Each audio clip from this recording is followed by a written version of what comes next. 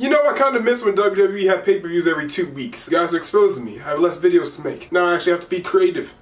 Dang. But with that, No Mercy is on Sunday, and it's really not like a pay-per-view. It's really just like a 2-match special with a couple matches in the undercard. Same rules apply. If I don't get the majority of my No Mercy predictions correct, which is this number, I have to do whatever challenge you guys put in the comments down below. As of recording this, they haven't announced the kickoff match yet. I can assume it has something to do with like the Hardys, or Elias Sampson, maybe Apollo versus Kurt Hawkins. No matter who wins the kickoff, the heel's gonna win. First up for the Cruiserweight Championship, Enzo Amore is taking on the champion Neville. I don't need to explain too much, do I? Neville's gonna win. From a wrestling standpoint, Enzo should not be on 205 Live, but from a character or rating standpoint, I guess he actually is a good idea to go to that show. Preferably might not like Enzo Amore being on 205 Live, but he does help the brand somewhat. Kinda. Does he really? I'm not sure. Does someone have the ratings of 205 Live? Because I feel like it really isn't changing. I used to be a big Enzo Amore guy, but honestly, over the past couple weeks, he's just become really annoying. He's like the kid during the first month of school. He makes that funny joke in class. Everyone's always laughing. Then it's October.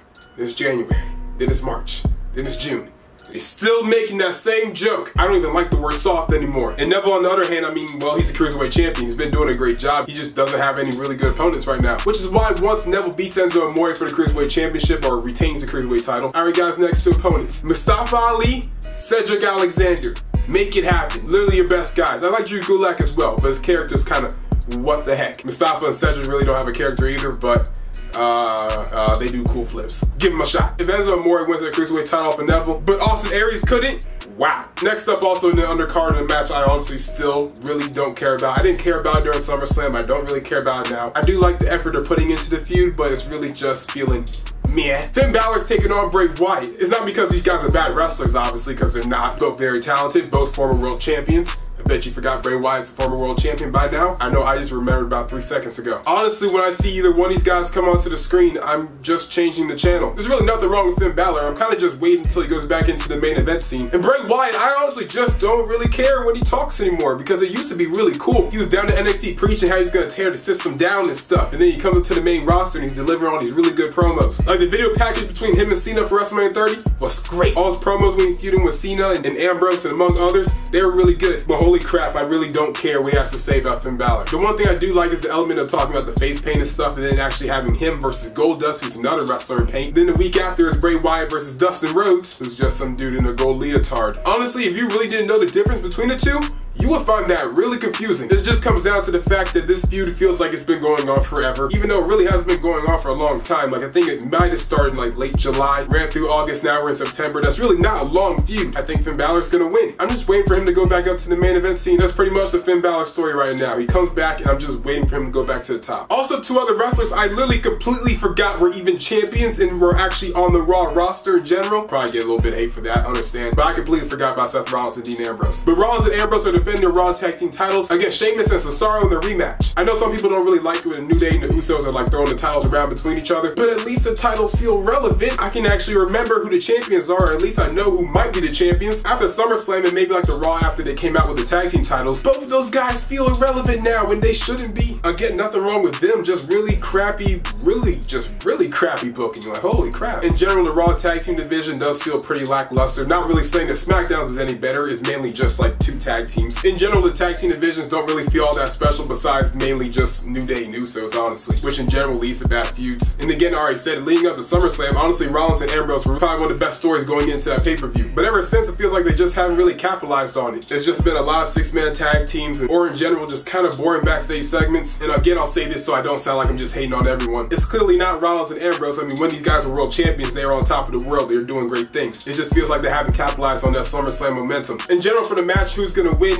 Probably Rollins and Ambrose. Just keep the belts. There's no reason to take them off them. Next up now in the Fatal 5-Way for the Raw Women's Championship, Alexa Bliss is defending the title against Sasha Banks, Nia Jax, Emma, and the returning Bayley. I'm gonna be a Bayley fan to the day I die. I'm not one of the people booing her. I don't like her really being thrown into a title match. Yeah, she's still deserving of a title match, but you couldn't just wait till the next pay-per-view, right? Or even like 2 weeks now or like Raw, rather than just have her come back to Raw and then she gets thrown into the title match. And if anything, that kind of really makes Emma feel really irrelevant. Emma's role in this entire title match feud has kind of really just been based off of Twitter. That isn't bad, but when you have these other women on the roster actually on television and not losing matches in a few minutes, kind of doesn't make it feel all that special, does it? I'll see the title coming off Alexa Bliss. I think she's gonna retain it. And let's say Sasha Banks wins the title on Sunday. Please make her reign more than a week. That doesn't mean 2 weeks. I mean like 4 months. Nia Jax isn't ready for the title. Nothing wrong with her. She's just not ready for the belt right now. Bayley just came back. It'd be kind of awkward if she just won the title. And this is a promise. I'll give away like 6 current roster superstar autographs if Emma wins that title on Sunday. Also for Intercontinental Championship, which really does not feel that special because it's kind of just been a 1 week build, even though we kind of saw the writing on the wall for past couple, almost months. Whenever Jordan came out to be Angle's son, that still kind of confused me a little bit, but I like Jordan, so whatever. The Miz is defending the Intercontinental Championship against Jason Jordan. This is the wild card prediction. I think Jason Jordan's gonna win. I'm not a fan of him winning the title right now. Maybe down the line, maybe like Survivor Series time, or maybe like in December, maybe at the Royal Rumble, something like that. Also, kind of want to see Miz's title reign go a little bit longer so he can maybe pass. I think the next guy would be Don Morocco. Would that devalue the Intercontinental Championship and win on Jason Jordan?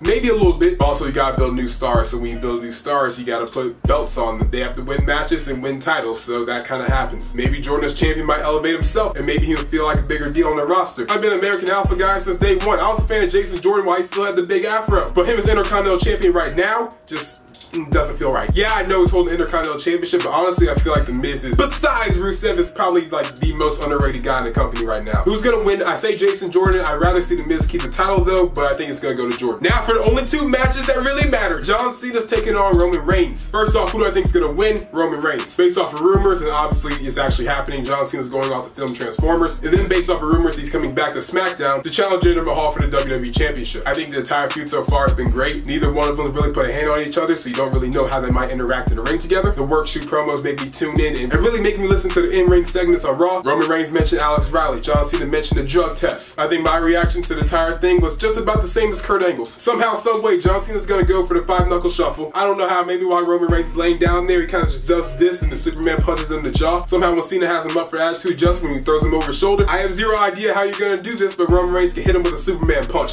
I don't know how you're gonna do that, but it sounds cool to me. That would be Roman like flipping twice and then turning into a punch. I really don't know how you would do that, but it sounds freaking awesome. Maybe Roman's gonna go for a drive-by. John Cena catches his legs, drags him into the ring, STF. Maybe John Cena hits a spear. I've never seen that before. Roman Reigns' attitude adjustment sounds kind of cool to me. I think the match itself is gonna be really exciting, kind of just like the Work Shoot promos on Raw. I think we all kind of know Roman's gonna win it, but in general, I think it's gonna be a really good match. And finally, the main event. This is like Vince McMahon's like wet dream. Big strong Brock Lesnar versus big strong Braun Strowman. Who's gonna win it? I don't know. I don't care.